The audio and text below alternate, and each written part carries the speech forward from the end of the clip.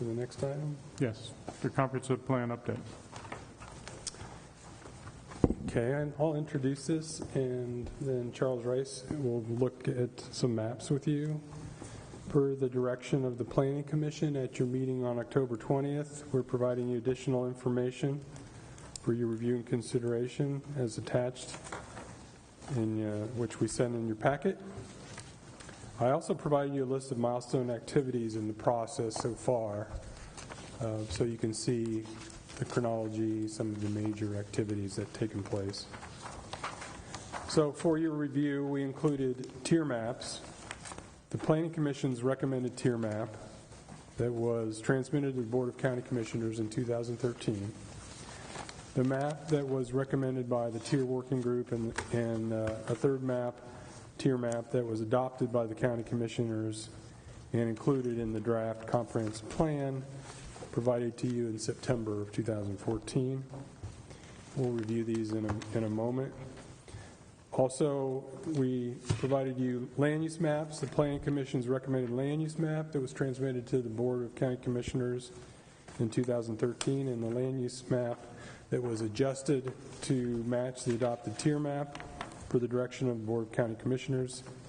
Again, we'll go through these so you can see the differences. We included the tier working group's final report, which was attached and did include a tier map in their report. The policy recommendations without specific costs were included in the new draft of the comprehensive plan, with the exception of the creation of a new committee due to the associated funding and fiscal impacts associated with that.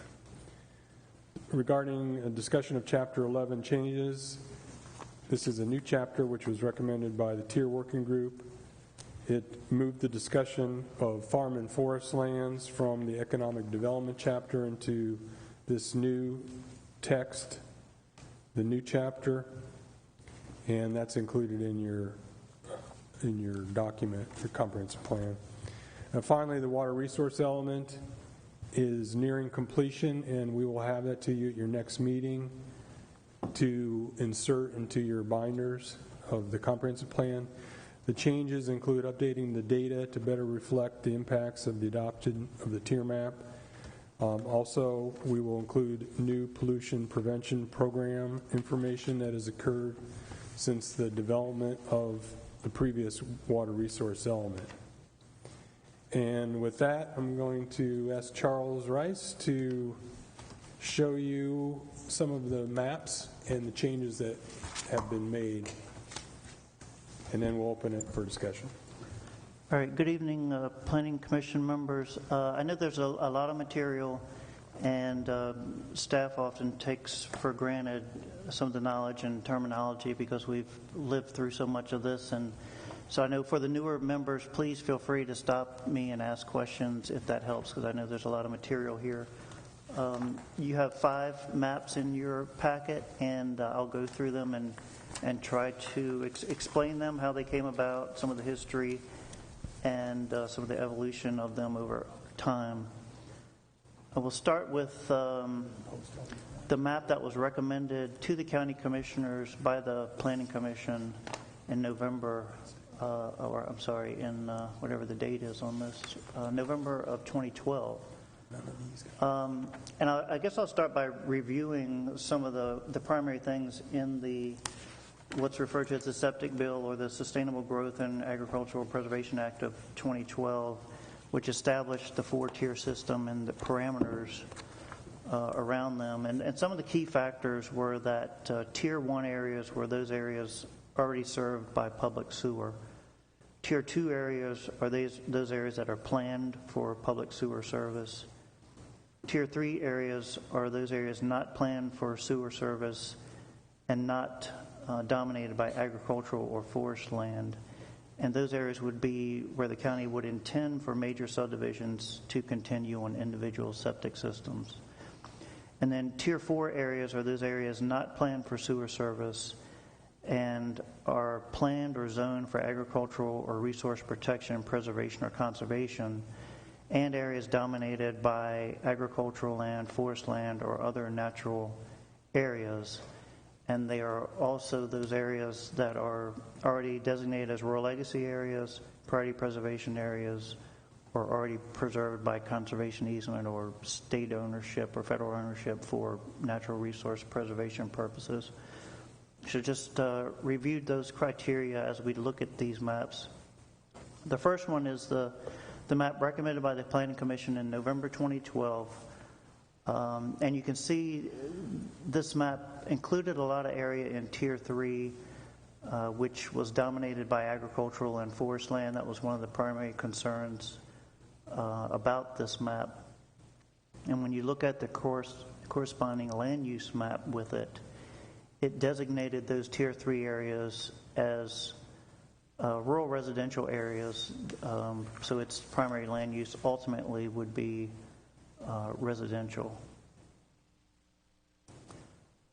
When this was transmitted to the county commissioners, obviously there was a lot of controversy about that. There was a lot of thought that it was not consistent with the criteria of the septic bill, largely around the areas dominated by agricultural and forest land designated as Tier 3 areas. So what the county commissioners did was established what is commonly referred to as a tier map working group to pull together a panel of folks to try to resolve these issues and make a recommendation back to the commissioners as to how to reconcile this recommended tier map and resulting land use plan. What came out of the tier map working group was the report that you have in your packet, and included a letter which explained some of their background and rationale, and the map here before you entitled Recommended Tier Working Group to the County Commissioners, February 2014. It's important to note that the commissioners had a deadline for this working group to report back. And in order to do that, the working group got to the point of recommending what they called a template. And that's what this map represents. It was a template to go forward to the commissioners that essentially would set the primary foundation of the tier map, and some refinements could be made if the commissioners wanted to do that. And they set a list of parameters that you'll see on the bottom left of the map as far as making those adjustments. And it's kind of blurry, so I can't exactly see what they say. I'm going to try to remember them, but they were basically to go back and make refinements based on where there might be areas already dominated by residential development. So to essentially go in and make refinements on this template based on things already on the ground, patterns of development that had already been occurring. And that was one of the primary criteria. The commissioners were hoping to not have a template map come back to them, but actually a final recommendation. So they essentially remanded the map back to the tier map working group and had them, or charged them to go back and work with staff to try to make those final refinements and to bring a final draft map back. That did happen. The tier map working group did that, produced a final map. The commissioners considered that. And in jumping forward, ultimately approved a tier map in April, at the end of April 2014. That looks like this one that's in your packet. Has a lot of Tier 4 area, and those areas dominated by agricultural and forest land, the rural legacy area, and also the majority of the deferred development district was positioned in Tier 4, since in the comp plan it was not slated to be released in that comprehensive plan horizon. The corresponding land use map that staff prepared to correspond with that tier map is the most recent one that you have. It shows those Tier 4 areas as a rural conservation district designation. And that's I think the major change that has evolved throughout the planning process is the reconciliation of the Tier 4 area to be more consistent with the terms of the septic bill, and then having the corresponding land use map reflect that. The other big change in the report that Steve mentioned was the recommendation by the Tier Map Working Group that the comprehensive plan have a standalone chapter recognizing agricultural, forestry, and seafood or fisheries industry. And we did that. That new chapter is in your comprehensive plan that you're currently considering.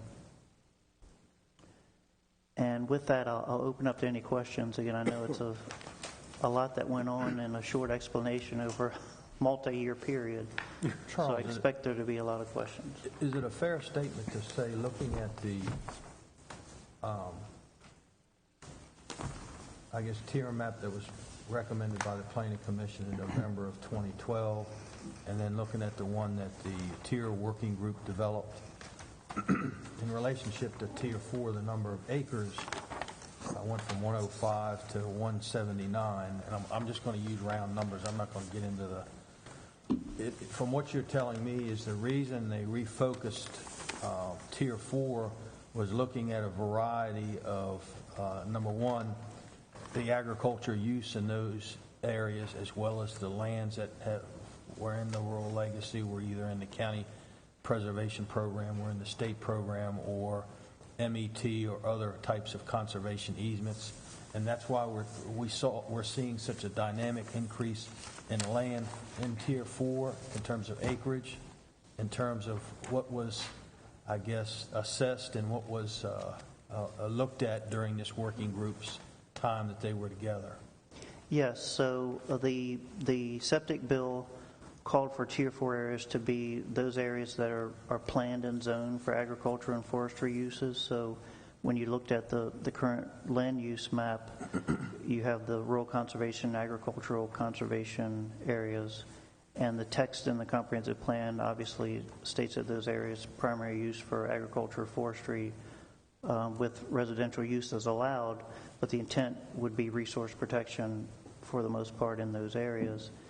And then when you actually look on the ground as to what is there, those areas were dominated by agricultural and forestry uses. So that, yes, that's the primary reason why you saw that shift. Now, looking at Tier 3, and I guess the reason that the acres reduced from 123 to 61,000 was, again, kind of reflective of the land use in Tier 3 in relationship to going from that 123 to almost half, 61,000, in terms of your village centers and so on and so forth. Is that a fair statement? Yes.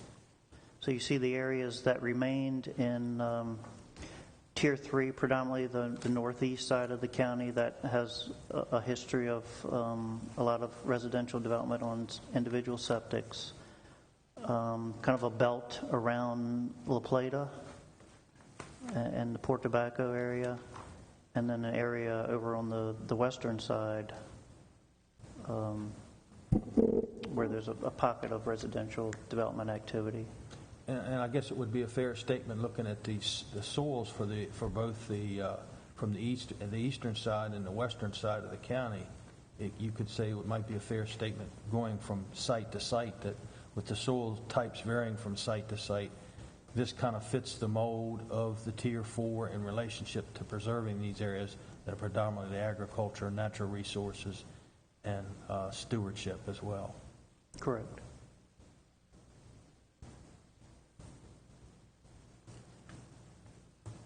Joan, do you have a question? In looking at the tiers as they have been approved by the county commissioners, especially the Tier 4 areas, we see that Tier 1 can be throughout the county, although there's smaller areas of Tier 1 within the Tier 4 area. When you're talking about business development within Charles County, can you foresee that in Tier 4 at some point in the future, there could be businesses that would convert some of Tier 4 into Tier 1 areas? It's important to keep in mind that the septic bill deals exclusively with residential development. So commercial and industrial is not necessarily governed by the septic bill. So the Tier 1 areas that you see in the Tier 4 areas, so to speak, are existing. So, for example, Swan Point, which is residential predominantly, Clifton on the Potomac, and Cobb Island. So you see those are areas currently served by septic. But going forward, the septic bill really only deals with residential development and not commercial. So that if there were commercial developments in this Tier 4 area, is my question. If we really were looking at, engaging major businesses in the county, and these businesses wanted to locate in the Tier 4 areas,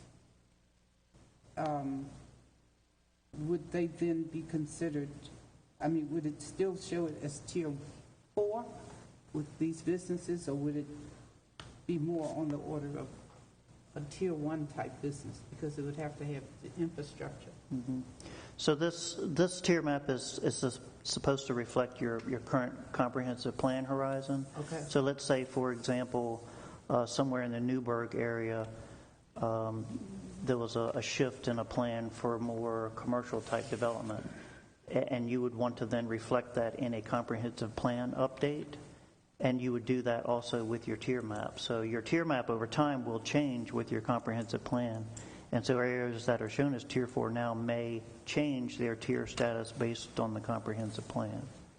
So it's important to note that the tier map can change over time and will with the comprehensive plan update. So yes, if there's a shift for more commercial type development in a rural area that would necessitate sewer service that may serve not only residential but some commercial development, then yes, your tier map would change to coincide with that. Okay. So you're saying over a period of time that both the tier map and the comp plan could change based on land use. And I think, correct me if I'm wrong, that comprehensive plan is not a document that's in stone. That's something that can be massaged and changed based on the surrounding land use, and then you got to change your tier map in relationship to the comp plan. Yes, absolutely. So the tier map is just a living, breathing document, just like the comprehensive plan, Yes. because one has to reflect the other, right? They should be reviewed together with every comprehensive plan update, yes. However, the standard for changing a comprehensive plan is much higher, greater than just rezoning or a subdivision plan. There has to be justification for doing it and documentation that there's a need to do it. So it's a policy decision when you change your comprehensive plan. This is what we want our county to look like. This is an area where we see these particular uses. I do. I have a quick question. On the first legend, it accounts for 295,353 acres. This last one accounts for 294,621 acres. That's a difference of 732 acres. Where is that 732 acres? You're comparing the legends, final tier map to the first one, November 2012, Okay. to the final one, April 29th of 2014. Okay.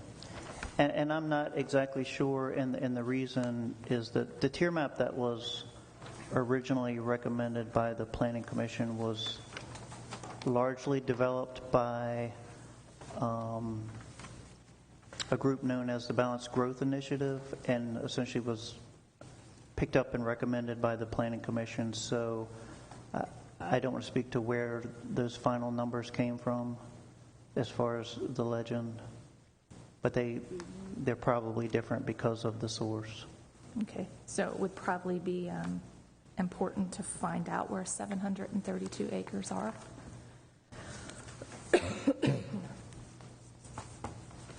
Well, that assumes the first map was right. Was correct, Yeah, right.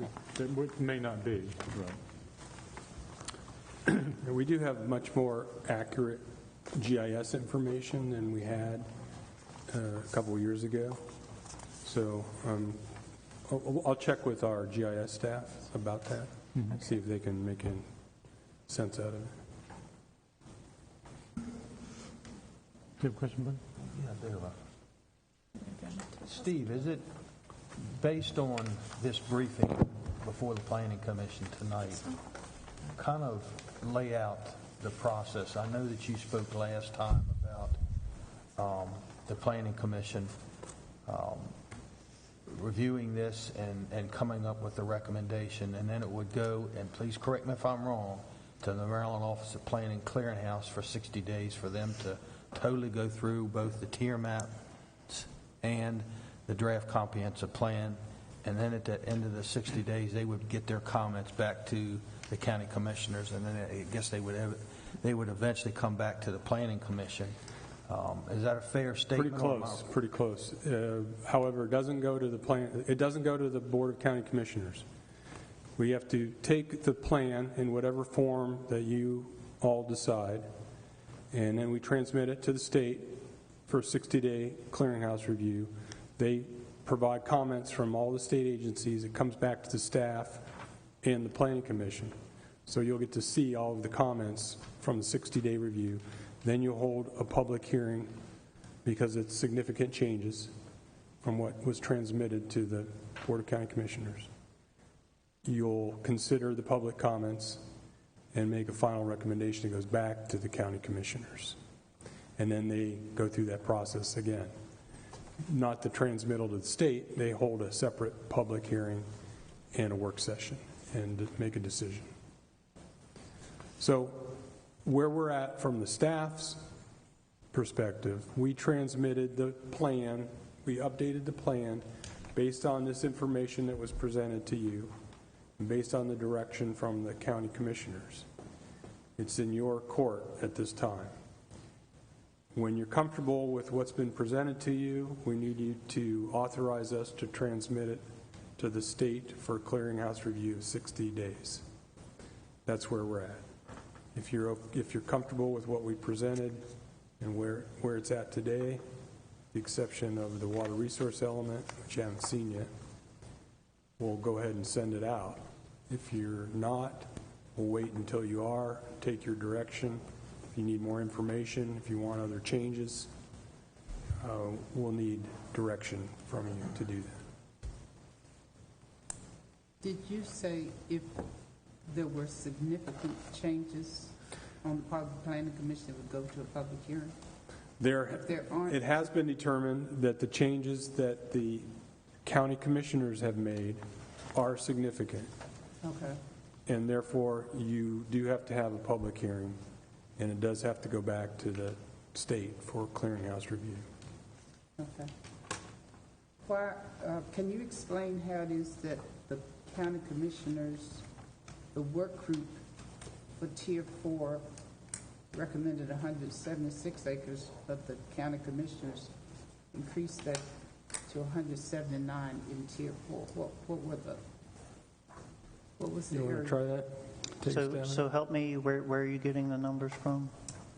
On the map recommended by the Tier work group, they recommended for Tier 4 176,994 acres. The county commissioners increased that acreage in Tier 4 by over 2,000 to Okay. 179. Okay. And my question is, what did that encompass, that increase, and why? That was the change. I know what this was.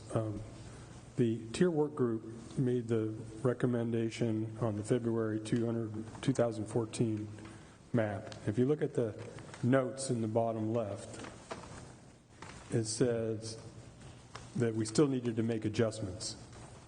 We needed to, because they had run out of time, they recognized that we still had work to do. And the notes 1, 2, and 3, they say, take a more detailed look at the boundaries of Tier 3 and 4 and make adjustments based on the dominance of development activity in farm and forest. 2, look at known failing septic areas to see if opportunities exist to expand Tier 2. Number 3, complete adjustments to the comprehensive plan to ensure consistency between the final tier map and the land use policies. So that was the recommendation from the tier working group. It went to the county commissioners.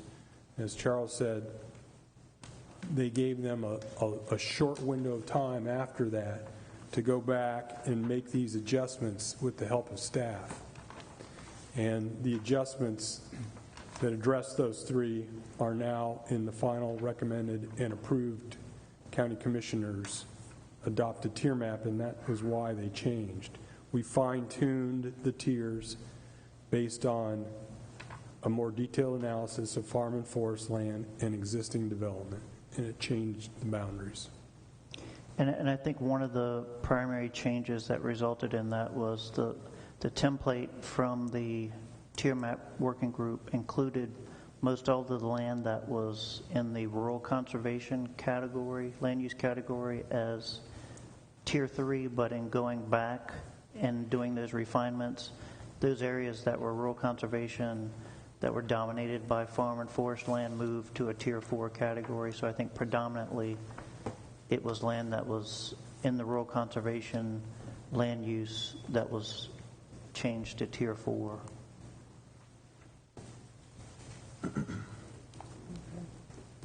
Charles, I have a couple of questions. The old plan had an AC zone and an RC zone.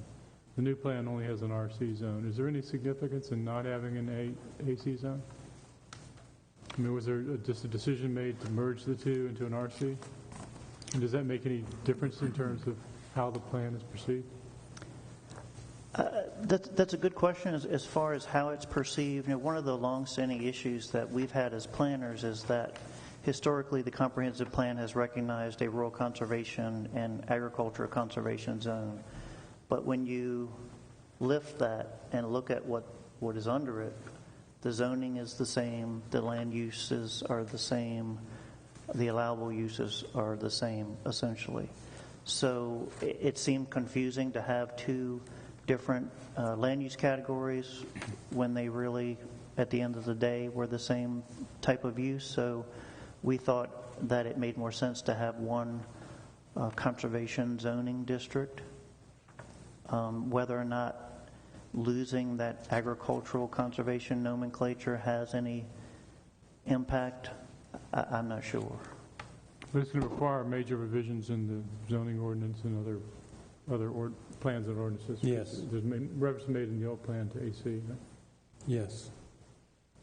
So, and also along those lines, when you have a zoning that allows 1 unit per 3 acres, what is the intent of that development pattern? 1 unit per 3 acres is really, what we're saying in the plan is that, yes, you can have agriculture, but the predominant intent of that land use is rural residential, 1 unit per 3 acres. Okay, if it was the other way around, if we got rid of rural conservation and had agriculture conservation, the primary intent would be agriculture. And what would you need as a minimum density to promote agriculture? It would have to be something, in our minds, lower than 1 unit per 3 acres to be the predominant intent of that land use. Well, the density is going to be 1 and 3, but in reality, because it's in Tier 4, those densities are never going to be realized. Correct? Depends on the size of the property. For instance, But, if but I mean, you the have- major farms and major forests, forest areas that are within one parcel. our consultant is looking at that and should provide us some information on that in the near future. Right. So your point is it's limited to minor subdivisions in Tier 4, yes, and of course each parcel, depending on their history of subdivision, will depend on whether they can get a full 7-lot minor or not. Mm-hmm. But yes, even though the underlying zoning is density is 1 unit per 3 acres, still limited to a minor subdivision. And that analysis will determine whether some of these areas will be qualified for PPA, priority preservation areas, because It'll help us, the effective yes. density? It won't get into real detail. It will provide us some gross acreage information on our Tier 4 area. What will be the gross net density? Even though it's zone 1 unit per 3 acres, in reality, it may be something like 1 unit per 10 because of the tier map designation. Is the, did I understand you correctly, Steve, that you have a consultant looking at this in terms of what an actual 100 acres is going to yield in terms of density? And the other thing is, it also could play into this factor, soil types. I mean, that's the biggest thing. It could come out to, instead of 1 per 3, it could come out to 1 per 10 or 1 per 5, because your soil types vary from area to area, and then your steep slopes and stream valleys also have to take that in consideration in terms of what the overall density. Yes, but, well, that's a very detailed analysis, and we're not getting into the weeds that deeply. But these are gross acres, gross density. Right. So it assumes that, you won't develop those areas no matter what. Right. And you can still, have enough land to compact the development and preserve those other areas. Soils is a big issue, though, yeah. That's correct. Can I ask a question about the deferred development district as it's on the land use plan? Yes. It's a Tier 4 area, but it's shown here as deferred development district. And we talked about this. How you're going to differ it? I mean, Yes. So the issue here is we have a designated Tier 4 area. The land use map is deferred development district. So that means it's intended to be development at some point in the future, but it's deferred. It's still in the comprehensive plan, and a density of 1 unit per 10 acres until the deferral designation is removed. The Planning Commission reviewed this issue as part of the policies discussions in the plan, and it was your commission, or the commission at that time, decision to leave the deferred development district in the comprehensive plan. Because it's deferred, it's a Tier 4 area. We called it a Tier 4 area because it's deferred. If and when any part of it would be released for development, that area that's released would need to have a change in the tier map to correspond with it being available for development on a septic or on a sewer system. That makes sense? yeah, I guess that's my It's kind of confusing, I know, but that's part of my question. I mean, it's deferred, presumably it's deferred until sewer is extended to the deferred development district. it's deferred until you remove it. Right.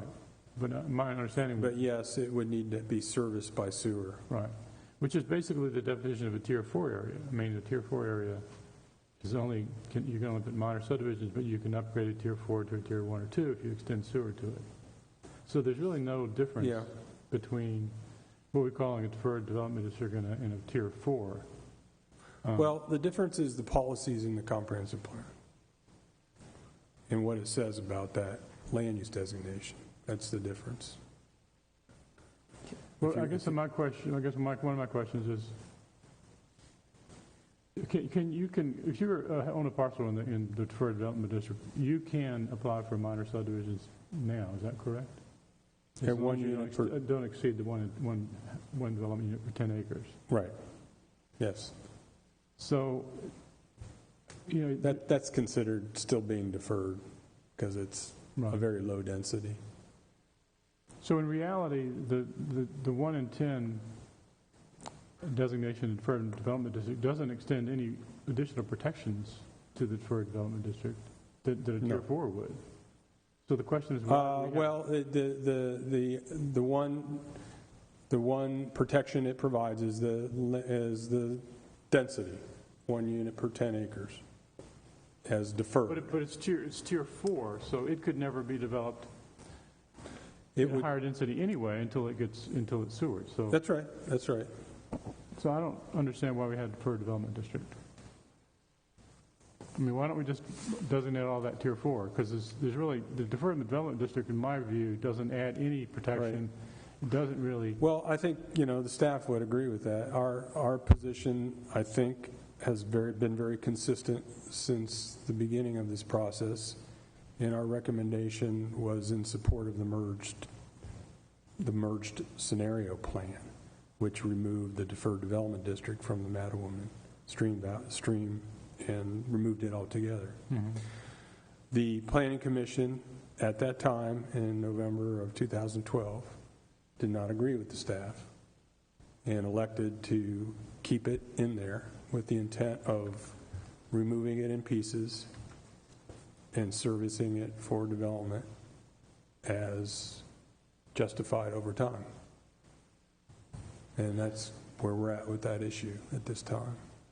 If the Planning Commission desires to make that change, then we would ask you to direct us to do so. well, it's not I mean, oddly enough, the deferred development district is the most protective land use status in the county. It Right. makes sense. The way it is now. Right. But, that question of what does it mean to be deferred and for how long is still out there. It's always been out there. It's never been resolved.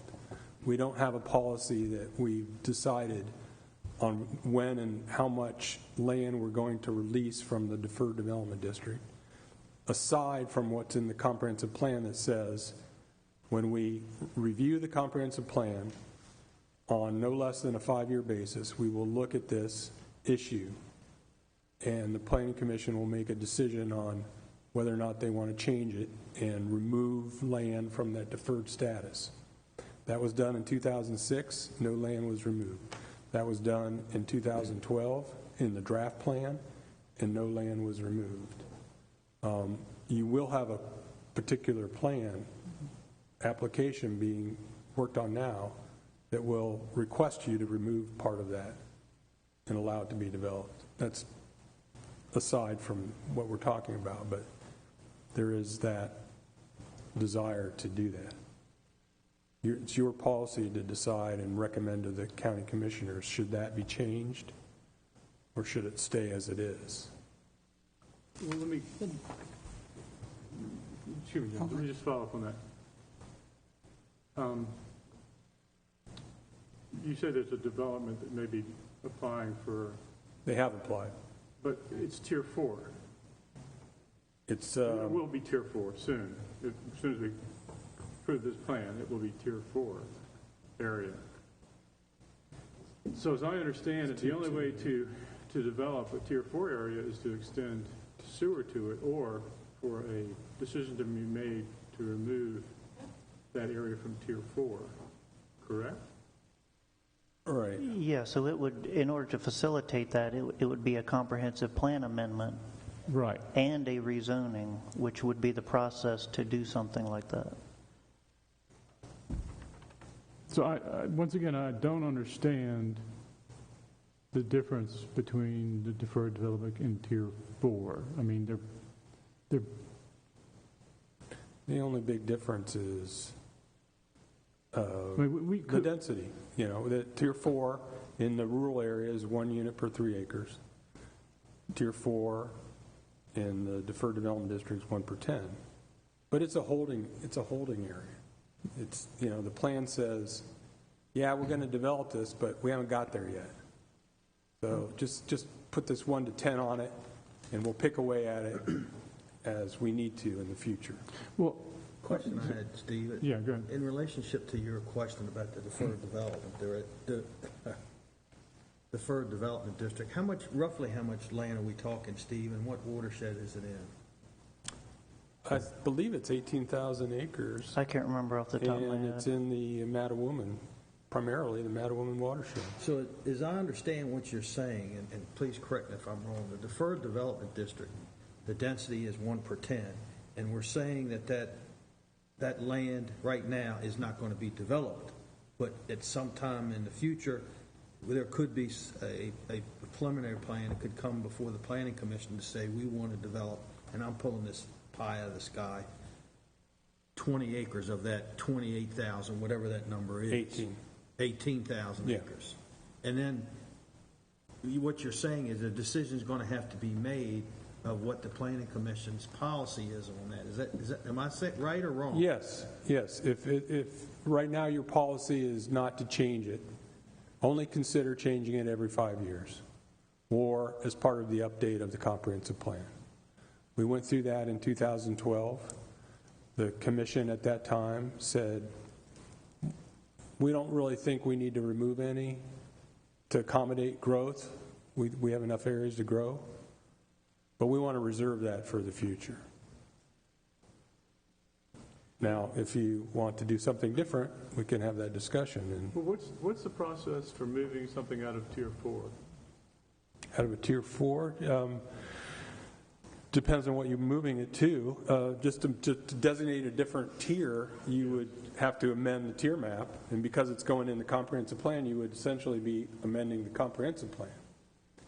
But let's just say if you wanted to make it a Tier 3, that would be, then the intent would be to have a major subdivision, residential subdivision, in that property that didn't allow for it as a Tier 4. Once the tier map is approved as part of the comprehensive plan, the provisions that apply to the deferred development district will no longer apply. You could not just say we're going to move part of the deferred development district to development without amending the tier map. That's right. You would need to amend the tier map. You would also need to amend the comprehensive plan. So That's why right now your policy is we don't really want to do that except for on a 5-year basis or when we totally update the plan because it's a big issue. right. So I'll come to that. I guess my original point. What's the purpose of the deferred development district if we're going to have to go through the amendment of the comp plan and the tier map anyway? You're just adding, Well, the purpose, I think, it gives the impression that the county's policy is to eventually allow development in this area. It may not be next year, it may not be the year after, but if it's in the comp plan and somebody comes in with a logical plan and they can extend sewer and water and they have justification, adequate justification for it, the plan supports it. But again, it doesn't talk about, the timing is very important. It talks about we're only going to look at it 5 years. That's what your policy is. 5 or 6 year basis. So if that plan comes forward or when it comes forward, you'll be asked to change your policy, to look at these on, and you'll have to decide, are we going to look at these on a 1-year basis? Are we going to have a plan to release the deferred development? How much? Where? When? Those questions are going to be presented to you. You can address them now as part of this comprehensive plan in more detail if you want to. It sounds to me, and I'm just taking for what you're saying, Steve, it's better to be proactive now than to be reactive later on. Yeah, I think it is. And the proactive position has been, we're not going to do this. We're not going, it's sort of, I don't know what the right word is, but, you're saying it's not going to be developed, but at the same time, we want it developed. Right. So, it gives sort of a false impression in my mind. It's like the agricultural conservation issue. We're going to call this agriculture conservation, but we're going to allow a density of only 1 unit per 3 acres. That doesn't really do anything to protect agriculture. Yeah, we have a lot of other programs, but as far as land use goes, that doesn't really do anything. Excuse me, but aren't we contradicting ourselves when you got the Economic Development Commission saying they may bring somebody or they'll be trying to bring somebody in, and if they want to locate in that area, you say, I'm sorry, the 5 years are not up? I don't think so, because we have an abundance of land that is readily available for employment opportunities. We have several employment parks, we have commercial, we have industrial areas, and they're vacant. So I don't see that as an issue. We're looking at that issue with the airport study right now. How much do we have? How much do we need? So we'll have some more data on that in the near future. Our consulting team, when they drafted the plan, did a land use market demand, supply and demand study. It's in the appendix material in your plan. And their opinion is that we have enough industrial, commercial development potential areas for the life of this plan to 2030. So I don't think we necessarily will be turning any development away. Unless they pick a particular spot in the middle of nowhere, then we'll just have to deal with that. Steve, did I not hear one of the people say that in some instances a business might want 40,000 square feet? We don't necessarily have that. Is there an opportunity within what we do have within Tier 1 and 2 now that Yes, they could I have believe there is, yes. that amount? And would you not consider the fact that in the Deferred Development District that you must have 10 acres versus the normal 3, that there is some deferral of development in that because you can't, you put fewer, the density is less, and that in itself preserves. Yeah, but use of the land. it's a temporary thing. So the question to you is, do you want to make it permanent? Or do you want to allow it to be a temporary deferred status?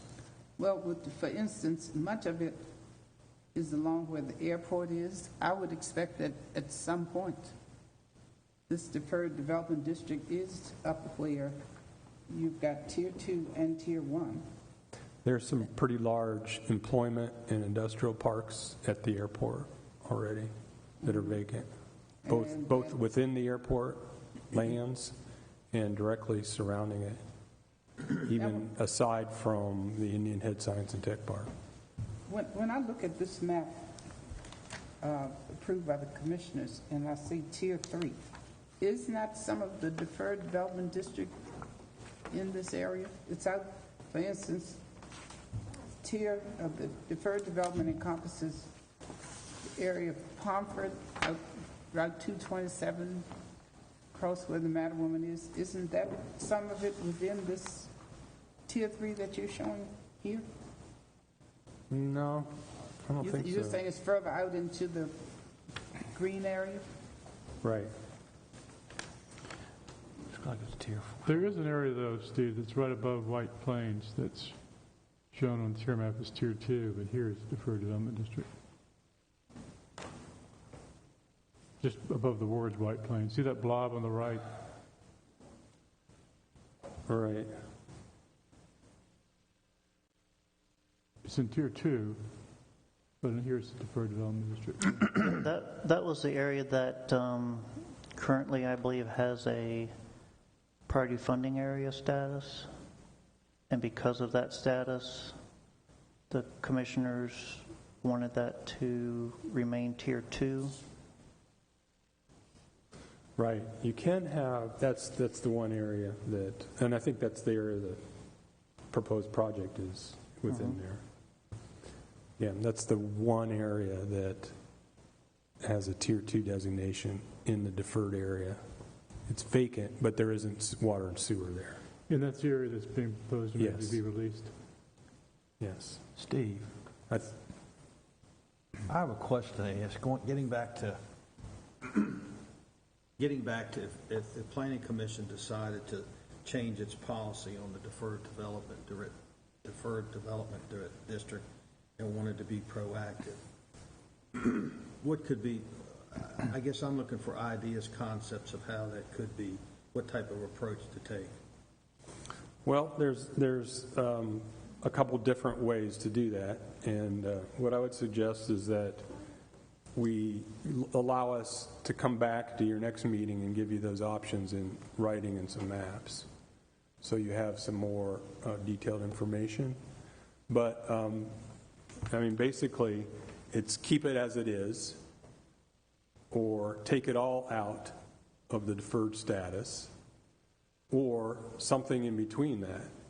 You know, and I think I believe the merge scenario recommendation was to take it all out with the exception of that area that you pointed out.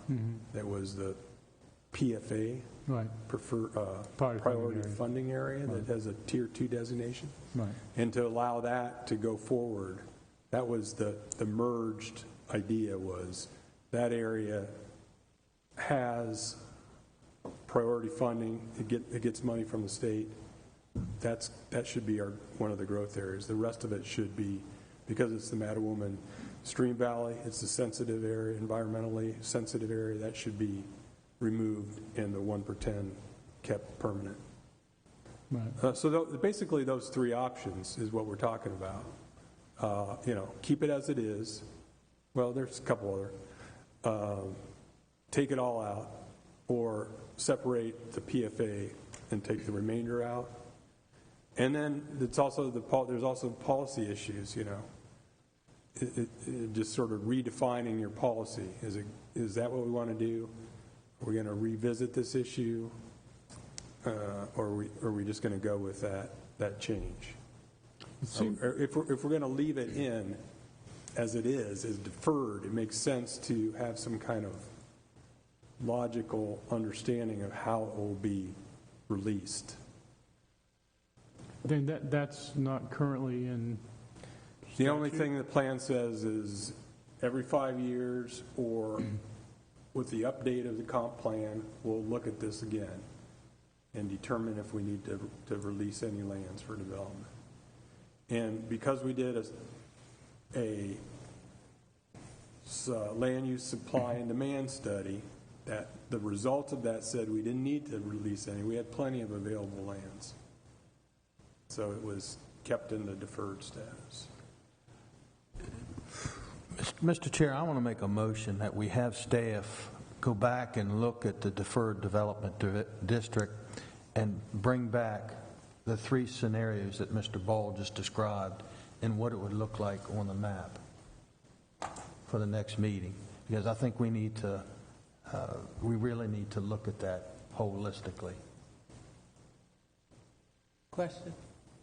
Would we be looking at changing it from one house per 10 acres to something less than that? I mean, and if not, what would be the purpose of changing? Well, you could consider that. You could consider any change that you want. But the purpose of removing it from a deferred status would be to better protect the Mattawoman stream. I mean, how would that be would you change the zoning to one to? The zoning is currently 1 unit per 10 acres. Okay. So you could keep the density the same and remove it from the land use designation and keep without rezoning it. If you wanted something greater than that, I think some of the discussion was it should be greater than that. I mean, less dense. But you're That's suggesting then that we would be looking at removing this area from being an area that we could expand Right. in terms of business or residential development Right.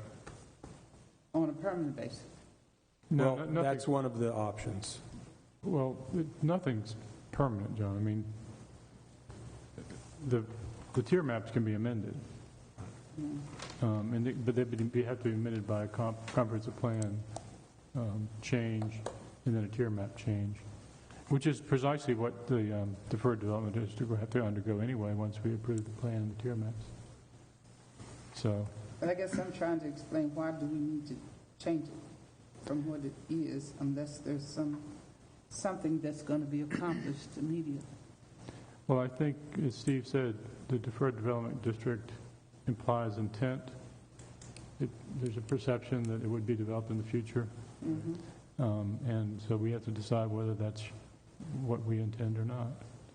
It doesn't permanently prevent development.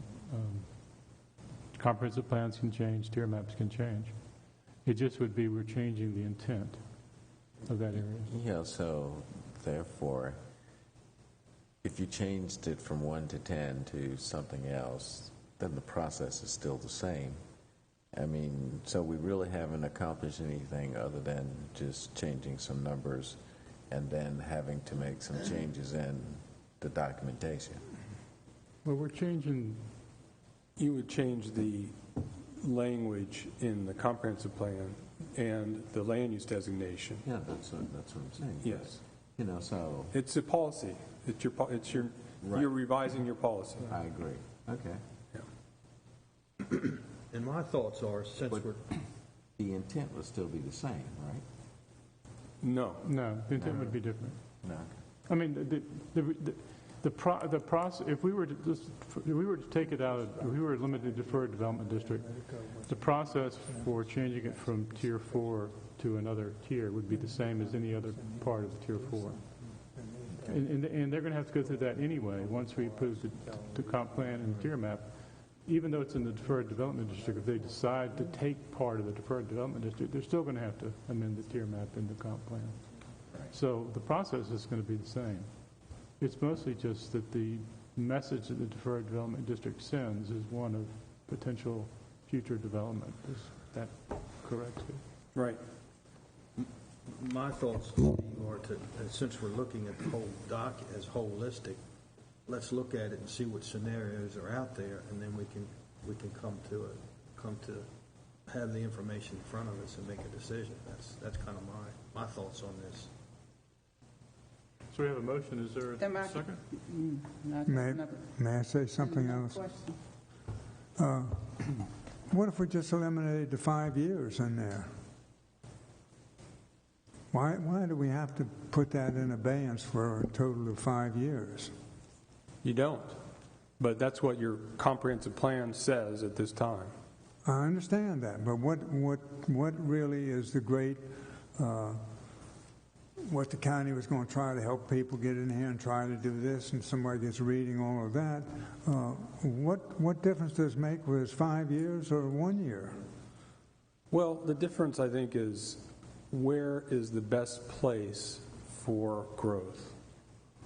I mean, that's what this policy is about. Should that be where you have your future growth area? Or should it be somewhere else? Should it be? We've done that in the past, when people from St. Charles City wanted to go over into Pomfret and build that big subdivision with a golf course and everything else. We didn't allow that to go through. I mean, but it wasn't any 4 years or 5 years of discussion on it. I know I went out and walked that whole property because one of my friends lived over there and said, Bob, you just can't believe how many valleys and ravines there are in there. And actually, we didn't get in much static from St. Charles over what we did, but we just absolutely said no. I think it might help if I pull out what that policy says from the comprehensive plan. Okay. Let you take a look at it at your next meeting, along with some of these options that we had previously discussed. Because then you'll see the language and you'll see how it relates to the maps. Yeah. Might make it a little bit clearer than just me trying to explain it verbally. Like, you know, as a planner, we like to show the graphics. I have one other question. Is what we are contemplating such that that area that's now deferred development would be showing up as Tier 4 versus Tier 3? It already is Tier 4. Are you talking about that little yellow blob that you were talking about, John? The orange blob.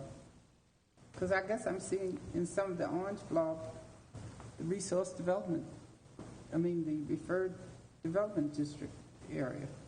Although as opposed to way over where the green is. The Pomfret area, it is not within, like the four, what's the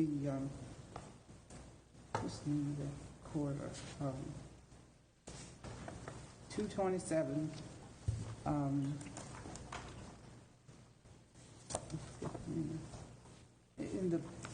in the Pomfret, Goes over to Pamunkey Pamunkey, area. from Pomfret to Pamunkey, Yeah, where it- 227 goes across there. It looks as if some of this orange area, it's, the deferred development district is within there also. Maybe No. It is not? No. No. Okay. No, that orange area is, What area is that? that is a residential development area. But I mean, what's it called?